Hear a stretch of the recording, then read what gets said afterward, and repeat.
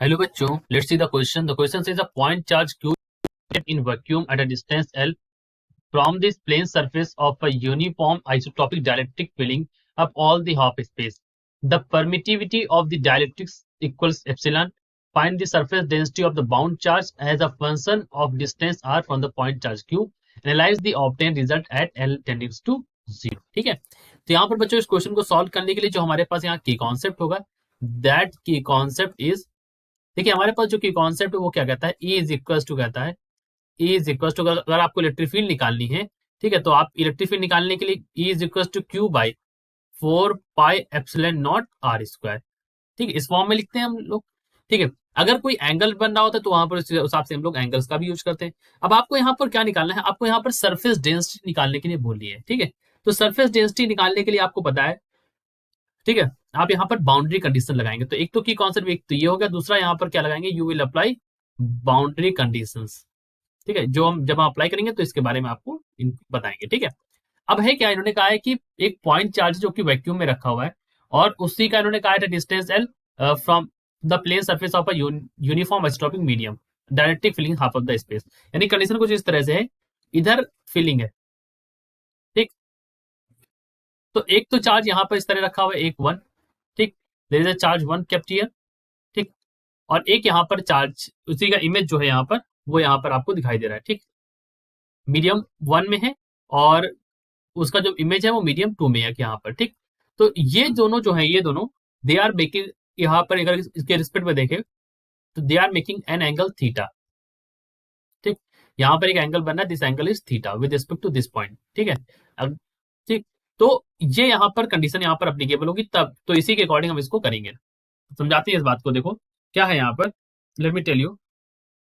देखिए यहाँ पर हमें पता है कि the charge is at A, let this point as A, मैं यहाँ पर बताता हूँ। देखो चार्ज जो है वो ए पर है मीडियम वन में, ठीक है, उसकी इमेज जो है ए डैश बन रही है, तो electric field in medium one is due to the actual charge q at A. ठीक है, यहाँ पर एक्चुअल चार्ज है और जो इलेक्ट्रिक फील्ड यहाँ पर वो इमेज चार्ज होगा, यहाँ पर क्यू डैश इमेज चार्ज, यहाँ पर क्यू। लेकिन हमें किसके रिस्पेक्ट में देखना, हमें इस पॉइंट, इसके रिस्पेक्ट में देखना है, ये पॉइंट के रिस्पेक्ट में हमको देखना है। इस पॉइंट को आप पी मान लीजिए ऐसे, तो इस पॉइंट पी के मान लीजिए रिस्पेक्ट में हमको देखना है यार। ठीक है, तो यहाँ पर इन दोनों के कनेक्शन की वजह से यहाँ पर एक बाउंड्री भी है, वन और टू सरफेस के बीच में, यहाँ पर ये हमारी बाउंड्री है, दिस इज योर बाउंड्री। ठीक है, तो इसीलिए हम बाउंड्री कंडीशन का यहाँ पर यूज करेंगे। ठीक, चलिए लिखते हैं यहाँ पर, so let me write that whole statement that the charge, the charge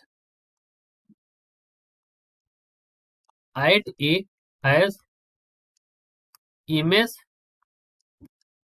at, इस पॉइंट को आप ए डैश बोल दीजिए, एट ए डैश। ठीक, the electric field at A, electric field E at A is due to Q and at A dash is due to Q dash, यानी कि image, Q dash हमारा क्या है, image है यहाँ पर। ठीक, अब इन दोनों चार्जेस को हमने कनेक्टेड कर दिया है, तो बाउंड्री एक और दो के जो बीच में जो बाउंड्री है वहां पर क्या होगा, तो हम लिख सकते हैं the electric field in two is due to image charge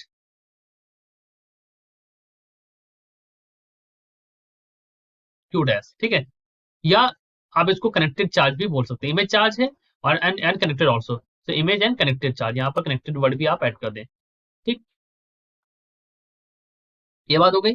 तो 10 at the boundary between, we can also write this as 10 on the boundary, on the boundary between 1 and 2। तो 1 और 2 के बाउंड्री कंडीशन पे अगर आप अप्लाई करेंगे यहाँ पर और इस डायग्राम को ऐसे बनाएंगे, थोड़ा सा यहाँ पर भी स्पन कर सकते थे, मतलब कहीं भी कंसीडर करिए आपके बाउंड, तो एक वाला बाउंड्री में दूसरा यहाँ पर होना चाहिए। तो यहाँ पर हम लिख सकते हैं, you can write this as electric field वाला E इज इक्वल लिखेंगे, तो E is equal to E1N is equal to होता है Q dash by 4πε0 R square, यहाँ पर टर्म आ जाए cos theta minus q by, ठीक है, क्या लिखा है, q by 4 pi epsilon naught are square cos theta. ठीक, तो यहां पर आ जाता है, you can further write this as E2n is equal to minus of Q dash, Q double dash लगा दीजिए यहाँ पर, एक तो क्यू डैश हो गया, एक क्यू हो गया, क्यू डबल डैश यहाँ पर हो जाएगा 4 pi epsilon naught are square cos theta. ठीक है, ये 1 के लिए है, ये 2 के लिए, दो है ना अलग अलग, तो एक 1 के लिए इलेक्ट्रिक फील्ड, एक 2 के लिए इलेक्ट्रिक फील्ड। ठीक है, अब यहाँ पर हम क्या देखते हैं, E1t। ठीक है, तो we can write this as E1t that is equal to Q dash by 4 pi epsilon naught are square sine theta plus Q by 4 pi epsilon naught are square sine theta.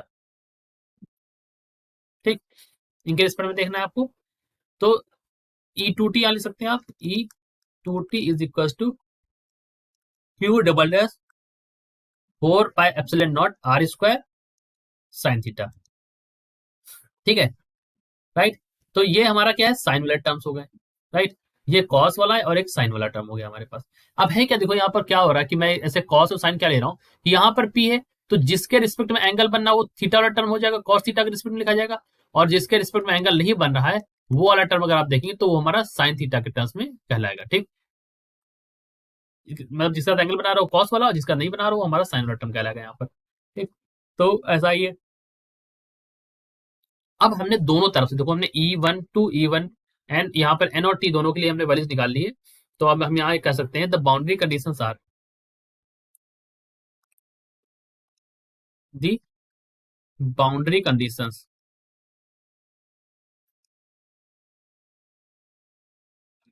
Are, वो लिखे यहाँ पर D1n is equal to D2n and E1t is equal to E2t। ठीक, तो यहाँ पर होता है E इंटू क्यू बराबर क्यू माइनस क्यू, तो यहाँ पर होता है Q is equal to Q plus Q. ठीक,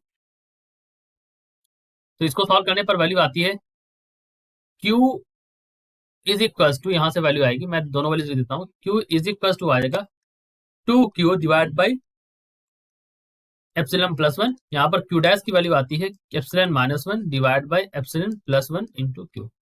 ठीक, तो हमें निकालना है surface density, surface density will be equal to, you can write this as, जो सरफेस डेंसिटी होगी यहाँ पर दैट इज इक्वल टू, देखिए यहाँ पर हमने इतना ही टर्म लिखा है क्यू, और यहाँ पर क्यू डैश के टर्म्स में एप्सिलॉन के टर्म्स में, बिकॉज आपको पता है एप्सिलॉन नीचे होता ऊपर क्यू होता, तो उस फॉर्म में हमने जब इसको किया तो ये वाली वैल्यू हमारी आ गई। ठीक,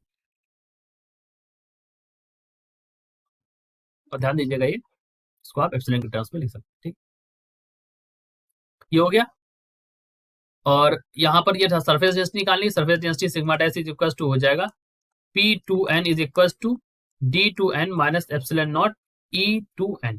ठीक, अब D2n जो है ना उसको रिप्लेस करना है आपको, किससे रिप्लेस करना है, आप यहाँ पर रिप्लेस कर देंगे, तो ये हो जाएगा एप्सिलॉन माइनस वन, और यहाँ पर हो जाएगा EO0 और E2n। तो यहाँ पर इसको सॉल्व करेंगे तो वैल्यू रिप्लेस कर देंगे यहाँ पर, तो वैल्यू रिप्लेस करने पर यहाँ पर क्या वैल्यू आएगी फाइनली जो होगा, that is equal to, let me write it from here, so surface density sigma dash is equal to, यहाँ पर आ जाएगा E माइनस वन, यहाँ पर हो जाएगा E प्लस वन, यहाँ पर हो जाएगा Q by 2 pi r square cos theta that is equal to E minus one divide by E plus one, यहाँ पर हो जाएगा QL by 2 pi r cube. ठीक है, कॉस थीटा की वैल्यू होती है L/r क्यूब। ठीक, अब यहाँ मतलब L/r यहाँ पर रिप्लेस कर दिया तो L/r क्यूब हो गया। ठीक, तो ये वैल्यू हमारी आती है। अब यहाँ पर है क्या, एक बार फिर से समझ देते हैं, देखो हमने सबसे पहले ये वाला फॉर्मूला लगाया, फिर बाउंड्री कंडीशन अप्लाई करी। अब बाउंड्री कंडीशन क्या है, यहाँ पर हमने चेक किया बाउंड्रीज पर चार्जेस के बारे में, फिर हमने देखा यहाँ पर कि दोनों टर्म्स यहाँ पर दोनों टर्मोलॉजीज आएंगे, एक तो कॉस थीटा वाला टर्म भी आएगा चार्ज के साथ, तो ये वाला टर्म भी, और एक बार जब हम देखेंगे तो यहाँ पर साइन थीटा वाला टर्म भी आप ऐड करेंगे, दोनों ही टर्म्स आप यहाँ पर इंक्लूड करेंगे, साइन थीटा और कॉस थीटा वाले टर्म्स को। उसके बाद जब इस बाउंड्री कंडीशन लगाएंगे दोनों में, और दोनों को इक्वेट करके फिर हम इन चार्जेस की वैल्यू के साथ इसकी सरफेस डेंसिटी निकाल लेंगे। तो दिस इज अवर आंसर, ये आपका आंसर आएगा। I hope you understood it well, best of luck.